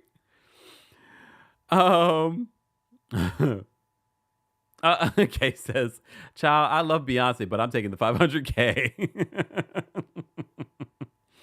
Heart of Sugar says, I'm taking the 500K. I'm at a certain age, so I couldn't tell you that. I couldn't tell you that much about Jay-Z. I never really thought of the answer or what my answer would be until like this week. And I'm still like, because I can see where people would say, well, a conversation with Jay-Z, and I know he says that the information is in the music, but yeah, the information might be in the music. However, I'm sure there's a lot that's not in the music in regards to how he has created the success that he's created. So people might say, Kempire, an interview with Jay-Z or $500,000. $500,000? Because I can see all these other interviews with Jay-Z, Gayle King this week. Just saying. What was she interviewing him for? I didn't even get that far. I was so focused on this whole situation. Guys, live chat. Be sure to TikTok. Let me know, are you taking the money or dinner with Jay-Z? Well, I would have one question for Jay-Z. Why are you trying to be Basquiat? No. I kid. All right. Let's move on. All right. What else did I want to? Okay, Britney Spears. So Britney Spears has a new book out. All right. The Woman in Me. As you know, there have been all kinds of tea coming out from this book in regards to Justin, in regards to people that she's dated. Like Colin Farrell, she dated, and she said that was some like wild sex. How come Britney's not getting the same backlash that Jada is getting? And she's talking about everybody. She's throwing everybody under the bus.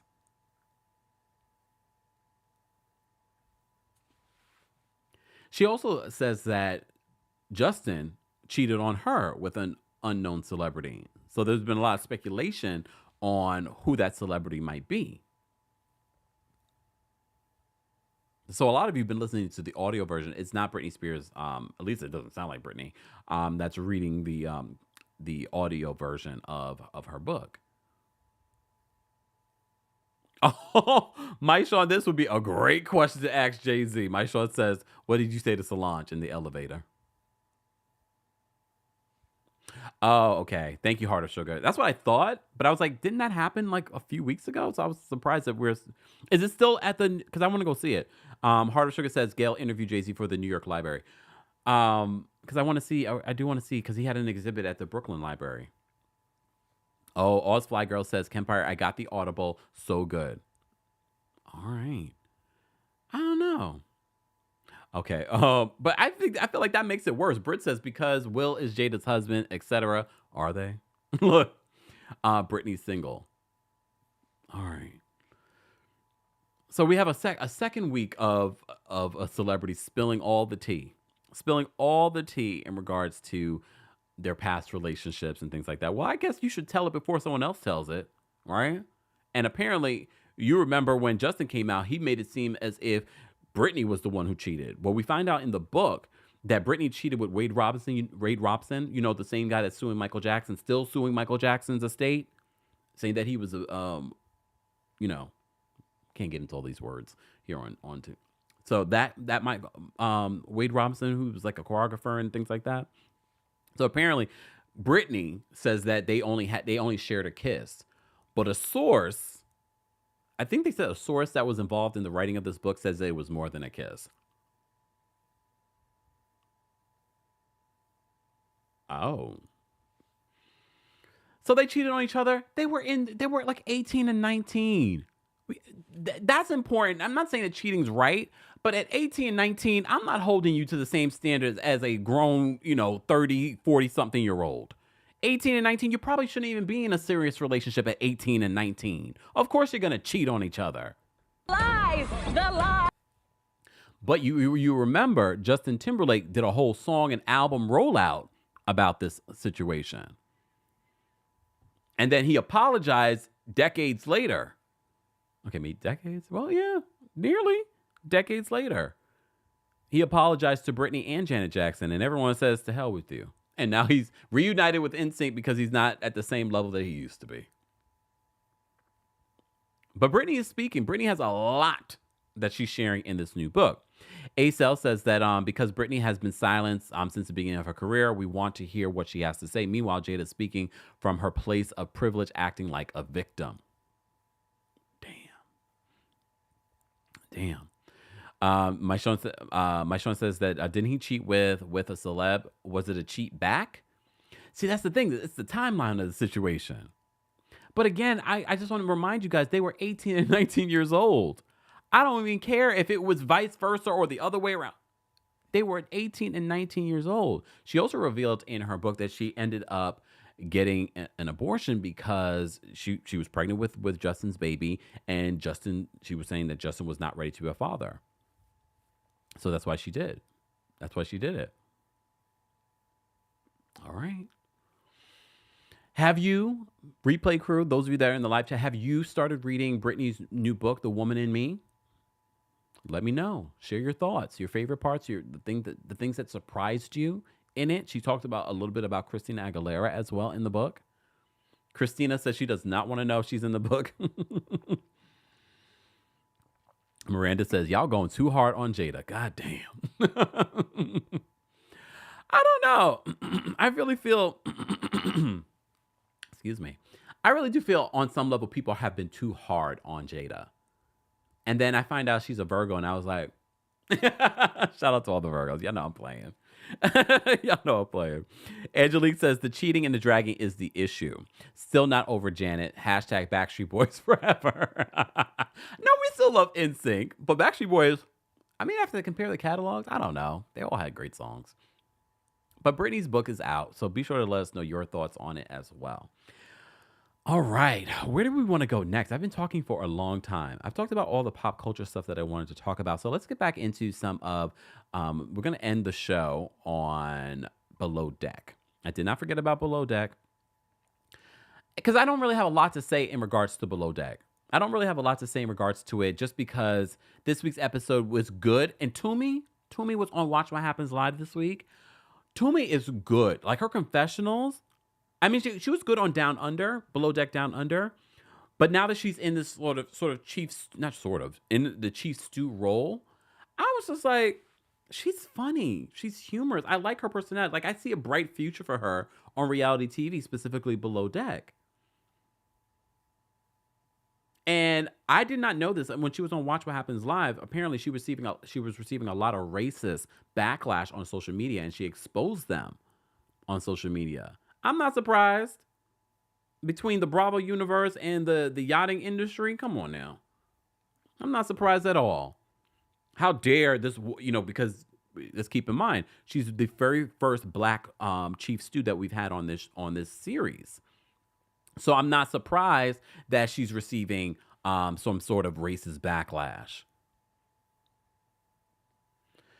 But I like Toomey. I think Toomey is funny. I think she's entertaining. I think she's a good chief stew. I'm glad that her and Natalia this week sort of kind of made peace.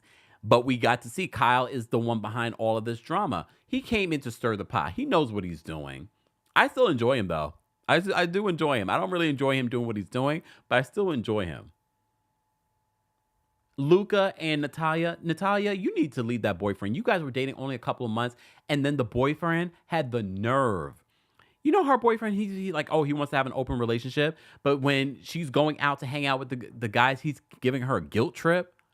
I was like, this man is gaslighting you right now. You do not need to be with him. And I'm glad that she decides to hook up with Luca. But don't get in your feelings. She's like, Luca's the type of guy that I would end up being I introduced my parents to. Girl. Lies, the lie. Luca is a Scorpio. Happy early birthday, Luca. Luca is not trying to wife you up. I feel like Luca really has no standards. Anyone flirts with him, it could be no, okay, maybe not a man. But he's like, all right, let's do it. He's not the one you bring home to your parents, Natalia. Now you're going to get your feelings hurt again. Just make it a hookup and be done with it. He's not trying to be in anything serious. Just saying. Oh, Miranda says, by the way, Kemp, I'm making some spicy chicken wings and special fried rice listening to you.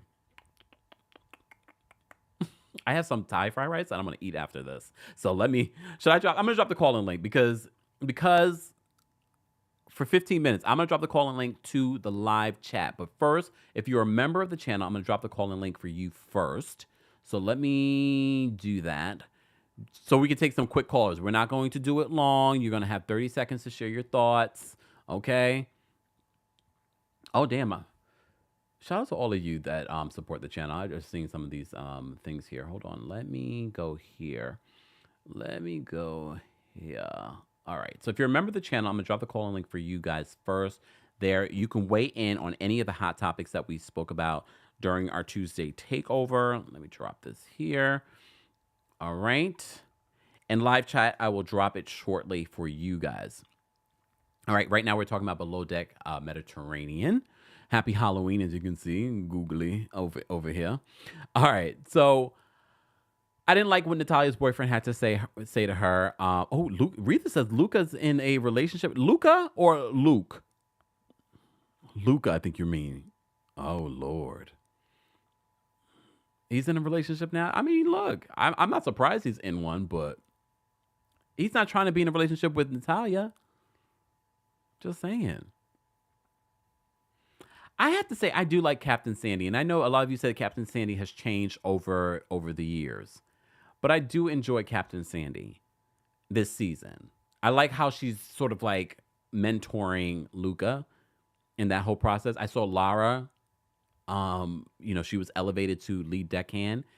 Max, the Parisian. Or is he Parisian? He's French. He is being annoying.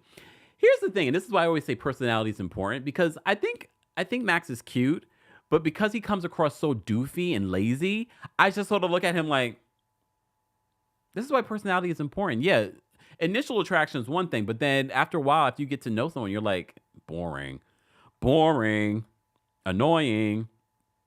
All right, live chat, I dropped the call link for you guys as well. What else happened in this episode that I wanted to talk about? The new guests aren't that interesting. The first guests at the top of the episode of Below Deck Med were more interesting. Who else was there? I'm trying to remember if there was anything else that I wanted to talk about in Below Deck Med. I don't think so. But we shall see. I did watch What Happens Live a little bit with Toomey. I thought she was very funny.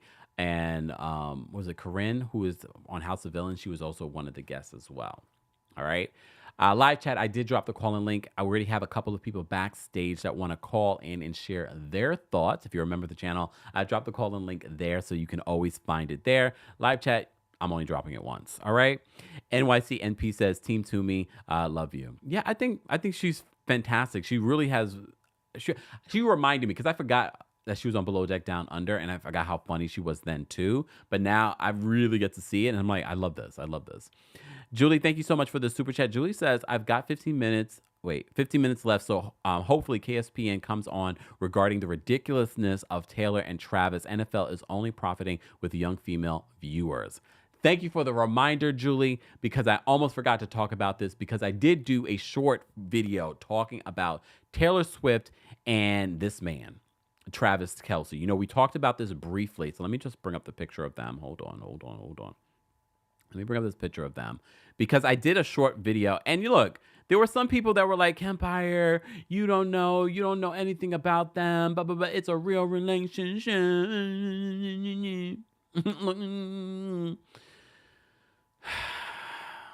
I already told you, and I spoke my piece on this Travis Kelce and Taylor Swift relationship. I didn't believe it from the beginning because, and I know some people feel as if Taylor isn't very private with her relationship. She's never really confirmed or owned up to dating someone publicly. Not like this, especially because she just broke up.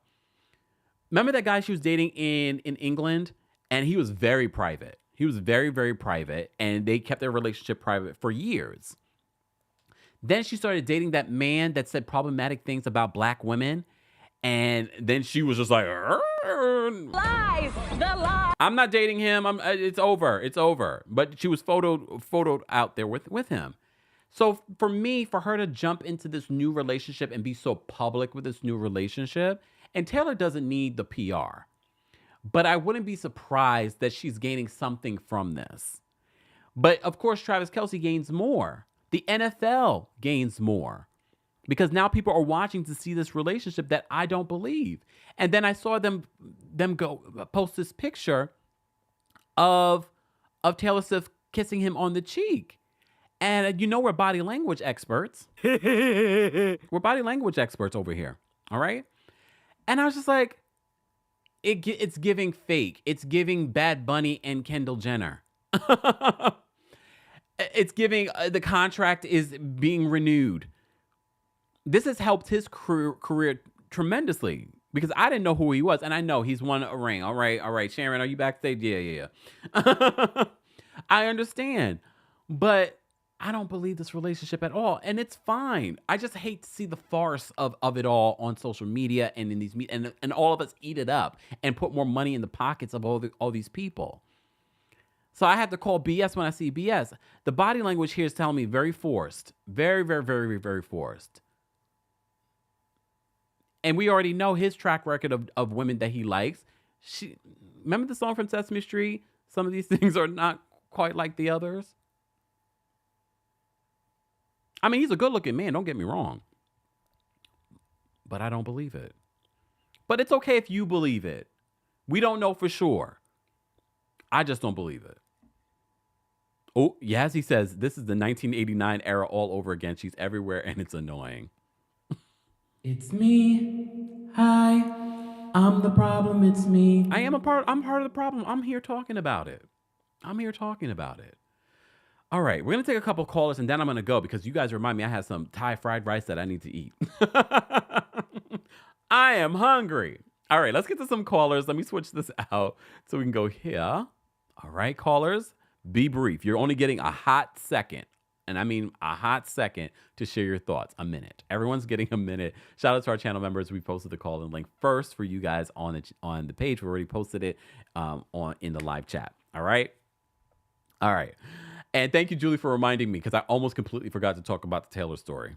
But I did do a short video talking about it yesterday. So be sure to follow us on TikTok. Shout out to TikTok. And TikTok, let's get to 15,000 likes. We appreciate you guys watching from behind the scenes as well. Shout out to everyone watching on Facebook, Twitch, and Twitter. We appreciate you guys as well. Replay crew, don't forget to weigh in on any of the hot topics that we covered during our Tuesday Takeover. It happens every single Tuesday at 12:30 p.m. Eastern, 9:30 a.m. PST. Stay tuned. There is no Salt Lake City episode tonight, guys. From what I recall, there is no new episode tonight, so there will not be a recap of that. But we do have the Real Housewives of Beverly Hills premiere this week, so stay tuned for that.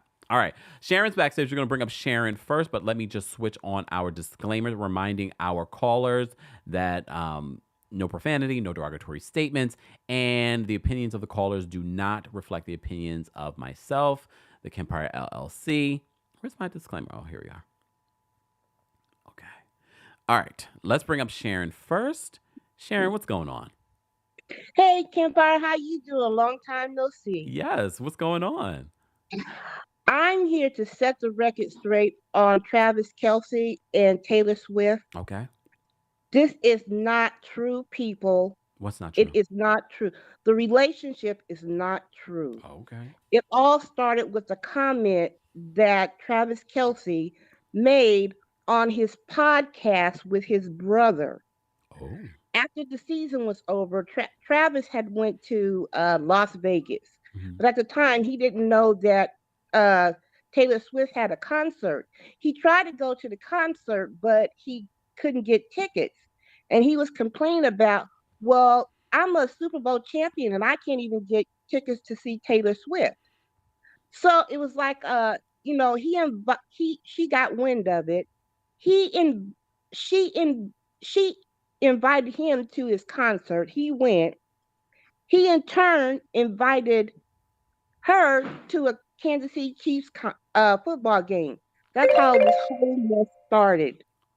And the only people that I know of that is profiting from this, I'm from Missouri. I'm a big Kansas City Chiefs fan. I live in Jefferson City, Missouri. Columbia, Missouri is 30 minutes up the road from me. Kansas City is an hour and a half from me. And the only people really profiting off of this in this area is Columbia selling stupid t-shirts. This is a PR stunt. Travis don't get down like that. As you're aware, Travis likes black women. Beautiful Taylor black Swift woman. Right. And Taylor Swift is not his flavor. So people stop.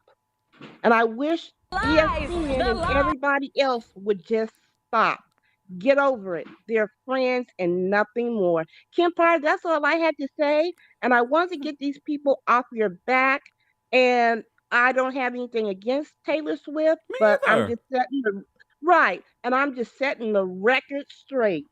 Amen. Thank you, Miss Sharon, for calling in. You're welcome. Bye-bye. Yeah, I think people think I don't like Taylor Swift. Hello, come on now. It's me.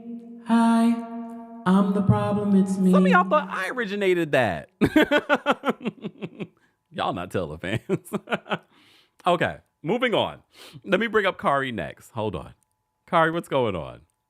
Hey, Kempire, it's been a minute. I I've been know. trying to get to you. Boy, listen to me. I got some tea to spill, okay? And it's about Love and Marriage Huntsville. I know you ain't talk about it today, but I know you ain't in the YouTube Love and Marriage Huntsville streets. I am. About 4 months ago, Anthony Lofty's dropped some recordings, okay? Bugs the bartender. No, not bartender. What do they call them people that cut hair? Barber. Bugs the barber. Listen, okay. Bugs the barber, who is the ex-boyfriend of Tisha's makeup artist. Y'all remember all them years ago, somebody said that Marceau had an affair with her makeup artist, and then the makeup artist had came on the live, and that makeup artist's boyfriend dropped some recordings of Marceau admitting to messing around with that girl. And as well as him and Tisha admitting to withholding, helping them build their barbershop because he wouldn't send them the recordings. So when Kiki was talking on the show on Saturday, what she was talking about was her makeup artist. Do I gotta go? No. Okay. Her makeup artist was essentially telling people, I guess. And so Tisha had called her like, you need to fire her because she's going around spreading a rumor. So Kiki went to her makeup artist, talked to her about it, and the makeup artist had the recordings as well. So Kiki had heard the recordings. That's what it was. So then she was trying to tell Tisha, but Tisha had already knew because she was already privy to the conversation because she was there for it. So she just wanted her to get rid of her makeup artist because she didn't want her makeup artist to bring the tea into the circle. But these are verified recordings of these people. Have you heard these recordings? I listened to him, baby. I was knee deep in the streets. It's about 4 different parts on that man's channel. Okay, it's 4 different parts, and I listened to. It's a lot. It's a lot you got to listen to because they're also talking about. So Tisha and Marceau was supposed to be helping Bugs build his barbershop, but because I guess he had threatened to expose everything when he found out and whatnot. Marceau was like, so in order for me to carry out my part of the deal, what you need to do is send me that recording. And if you don't send me the recording, and Bugs had agreed to send him the recording, but then Bugs had thought about it like, wait, are you threatening me? Hold on, I don't like that. And then so he refused to send the recording. And then so Kiki had also talked. It's 4 parts. It's 4 parts, Kempire. You may not be interested in the love and marriage hip hop drama. I mean, love, yeah. Yep. Love No, and you're marriage hip right. hop drama. The I'm right. love and marriage hip hop drama. You may not be interested, but when you're watching the episodes and you have this information and you've listened to this recording, you're looking at everything so different. Because I'm looking at Tisha like, girl, you are kind of a sociopath. Y'all are giving very scary the way that y'all are out here threatening people, the way y'all are out here extorting and scamming people to keep up this lying facade that this man has not cheated on you, but he is on recording admitting to messing with that woman. Admitting to messing with that woman while she was in a relationship with Bugs because she was Bugs' girlfriend. So that also kind of confirms that rolling theory that Marceau messes with women who also have something to lose. And that's why they don't come out and say anything because she was in a relationship with Bugs the barber at the time. Okay. Well, we appreciate you, Kari, breaking it down for us. I still. You don't care, but I've been trying to get to you because it's so. Listen. But it gives context to what we recapped on Sunday. It gives so much context, and like I was feeling real bad for Kiki because I don't know why she is still caring to like. I even go and investigate for Tisha, but the way people are throwing her addiction in her face all over a marriage, like this is a calculated trying to destroy this woman's character, trying to destroy this woman's life compared to a marriage.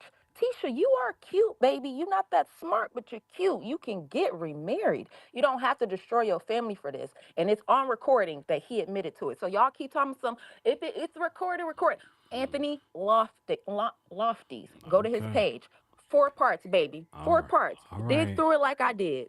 Okay. Not dig through it. We're not digging through it. You gave us a synopsis. Thank you, Kari. Bye. I still don't care. It's okay, though. I appreciate the synopsis, though. That way I don't have to. But okay. Go get the Cite Your Sources merch. Okay. All right. Let me move on because we have a few more callers that I want to get to. We have BTF backstage. We have Adrian and we have Miss Bernice. We're going to get to them and then we're going to wrap this up so I can go have that Thai fried rice. All right. BTF, what's going on? Hi, how are you? Oh, well, how are you? I'm good. So a few weeks ago, I called you with some information about an expose coming out about Bravo. Yes. Did you read the page 6 article? That an expose is coming from Vanity Fair? Uh-huh. So I just want to confirm to you, a lot of the times the sources that call in, they are true sources. I believe so. I have more tea. I can tell you I have different tea for you, but we'll leave that for another time. But what I did want to tell you is that the original date of this expose was supposed to be right before BravoCon for maximum impact. They're still going to come out with it, but they've changed it because Bethany pretty much ruined the salaciousness of the original article. Oh. She ruined it. So they're just going to tweak it around, Bravos, but there's never going to be a lawsuit. No, okay. Right? And that's it. I'll leave time for everybody else. Thank you, BTF. We appreciate you. And I do remember when you called in and said that. Okay. Take care. Bye. Guys, I did talk more about the Bravo lawsuit. I forgot to mention it here, but if you want to hear me talk more about Bethany and Nene, their podcast, I talked about the Bravo expose that's coming out from Vanity Fair, and I talk about the lawsuit that just went up against Bravo from Marco, who was the what was his role? Sort of like the I can't even think of what they would consider. He helped out. He was one of the I can't even think of what would be the name of what he did. Well, he's suing Bravo for saying that he felt like sexually harassed by the women on the show. But he said Dorinda was lovely. All right. So I talk more about that on the Kempire Radio podcast. Be sure to check that out. Don't forget to rate and review our podcast 5 stars. Let's get into some more callers, but let me just say thank you because we had a couple of super chats. Rahina, thank you so much for the super chat. Rahina says, hi, can't miss a big chunk of the show. Just wanted to say, hey, don't worry, I'll be catching up.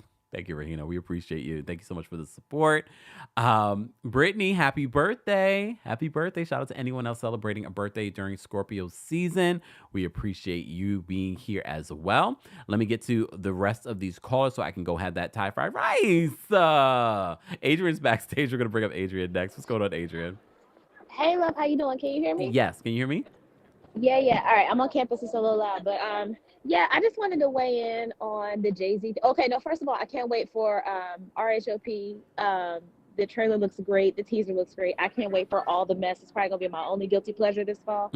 But I'm so glad Jay-Z finally put that question to bed, and he literally looked at Gail and in that clip, and he was like, what I'm gonna say, like, people, and this is the thing, and it almost ties into the thing with DJ Envy with the real estate thing. There's no cheat code, people. There is no cheat code. I am studying a corporation right now in one of my classes that just got a $50 million contract with the government, the US Army, to 3D print their buildings.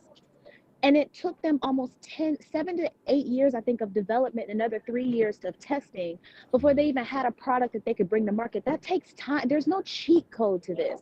And I think people have the best of intentions. We want to kind of reverse what a lot has been done to our community, create generational wealth and all of that kind of stuff.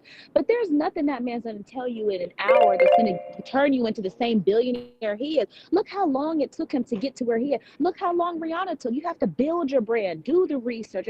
This is not something you're going to sit down and have a conversation with him and he's going to spark some $1 billion idea over dinner. That's not real. And if you really knew what you were doing, you would take the $500,000 and learn how to invest it properly. Because that whole thing about with DJ Envy, I don't know why these people thought that man was going to give them 30% in 6 months, but that speaks to our community's desperation. And you can't be so desperate that you can't think clearly. You have to be able to think strategically. So again, there's nothing wrong with wealth building and wanting to be an entrepreneur and doing your own thing, but we got to understand these things are going to take time. Yeah, definitely. As always, Adrian, you always bring a great source of knowledge, and Adrian is also a real estate agent, so she knows what she's talking about. moving into development. That's why I'm at school, because I don't want to be I don't want to be a broker no more. The whole point and the point of the knowledge and everything I'm studying is to actually create sustainable, affordable housing solutions. That's what we need. And you're in New York. You know how hard it is here and how difficult it is here with affordable housing. We need more sustainable solutions to create the inventory. So that's what I'm studying, and hopefully I will turn into a billionaire, but I'm not gonna do it overnight. It's gonna take time. Definitely. Well, Adrian, anyway, let me get back to class. Yeah, get back to class, Adrian. I know. Bye. I know. All right, bye, love. Bye. Oh, I love it. All right, Miss Bernice is backstage. We're gonna bring her up next. What's going on, Miss Bernice? Hey, Kempire, what up, though? How you doing? All right, Lions still number one in their division. Okay, we may have lost one game, but we still on the front. Okay, one pride. And I meant to tell you about your appliances. You do not go to Best Buy to buy appliances. That's just like Walmart. They get the defective ones. Oh, why didn't y'all tell me this? No, I'm playing. Now I know. You go to Lowe's or you go to Home Depot to get your appliances, baby. That's where you go. Honestly, though, all of my other appliances are from Home Depot, which is funny. For this, I done got hooked on Below Deck Mediterranean, and the snotty little Australian chick, Natalia. Natalia, that's her, Natalia. I lost respect for the captain because she coddled her when she was wrong. You have to respect authority. I don't care if you don't like the person, you still respect the position that they hold. Yeah. and for the steward to have to bow down and to come to her to meet her at her level. That wasn't cool because she still wasn't satisfied because she kept saying, well, you could have said that you appreciate. She said, I still say thank you. What I'm supposed to say thank you every time I see you for the work that you did that you were supposed to do because the position that you hold? Come on, get off your privilege, baby. Get off your privilege. And what else? And the thank you. But the reunion, it was okay. I didn't like how everybody was doubling down. Say what you say and stand in what you say. Don't come all wimpy now, side. You've been road dog all dang season. You're supposed to be road dog doing the darn reunion. Now, But other than that, it's okay. I can't wait for Beverly Hills because people, that Taylor Swift and Kelce is the same thing as Miss Thing leaving her husband for the other little Miss Thing. It ain't real. It ain't real. All right. Thank you so much, Miss Bernice, for calling in. Okay, kiddo, go eat. Thank you. Take care. Bye. Remember Sears? Tanya says Sears used to sell good appliances. Now they gone. Yeah. Look, yeah. I mean, I've gotten good things from Best Buy. And for those that don't even know, because I talked about this on the podcast, my issues with Worst Buy and the issues. But I was just like, I don't know.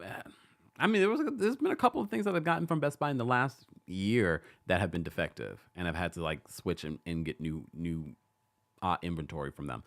I don't know. I don't know what it is. I don't know. Maybe it was the stars and the eclipse. I don't know. But everything is good. Everything's good so far. Okay? Everything is good so far. Shout out to everyone that called in. We appreciate you guys. Let me switch out of here because I'm going to get out of here. I'm going to get out of here so I can go eat something. But, of course, stay tuned for more. I did not get a chance to talk about some of the other stories, so I probably will do a mashup video talking about some of these other stories. I did see that Uba, speaking of the Real Housewives of New York, we did do a recap yesterday talking about the Real Housewives of New York, so be sure to check that out. But I did see Uba on IG Live yesterday. And I asked her about the jewels that she was wearing at the reunion because she was showing us that Jacob the Jeweler had given her jewels yesterday for a charity event that she was getting ready for. And I was like, are the jewels from the reunion from Jacob the Jeweler? And she says, yes. So they're real. Guess who was also on IG Live with her in her apartment? Sai. And people were dragging Sai in the comments as well, but she was taking it on the chin. I feel like people are a little too hard on Sai. I didn't like how Sai treated Jessel. I talked about this yesterday, but I feel like people are being just as mean. Like they're counteracting, calling her a mean girl, but by being mean people. So I was like, how does that work? How's that work? But anyways, look, team me all day. Guys, let's get out of here with some music. I appreciate all of you being here. Thank you to everyone that sent in a super chat. Shout out to those of you that have donated to our Breast Cancer Awareness Month fundraiser. We're almost at $2,500 for the month. The month is quickly. The end of the month is quickly approaching. So if you can, please share the video, share any of our last videos, or head on over to one of our last videos so that you can donate. The same goes for those of you that are watching on TikTok as well. Thank you all for being here for our Tuesday Takeover, where we cover a variety of reality TV news, and pop culture news. We will be posting the timestamps after the live, so stay tuned for that. Go check out some of our other, go check out some of our other Tuesday Takeover episodes so you can see how the show goes and things that we talk about. So we will see you all in the next one. The next one will probably be, our next live show will probably be Real Housewives of Beverly Hills. So stay tuned for that. All right.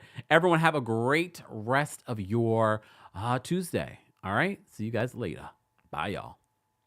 And because Mama Allie said play some Christmas music,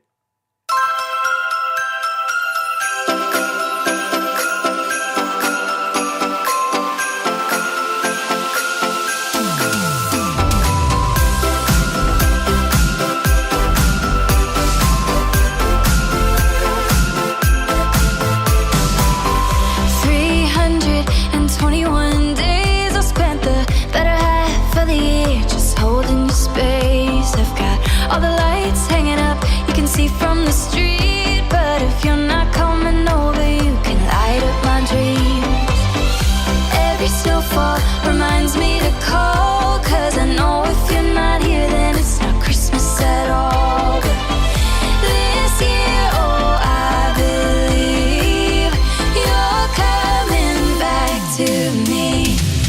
I'll be your angel when the snow's coming down. The song is singing, and you're here all around. Small piece of heaven on earth in this town. It's only Christmas if you're coming around. If you're coming around, oh, oh. If you're coming around. If you're coming around. It feel like Christmas every day of the year, but I can't feel it by myself. Only works if you're here. And a little bit of magic and a little faith can make every storm that's ever come just fade away.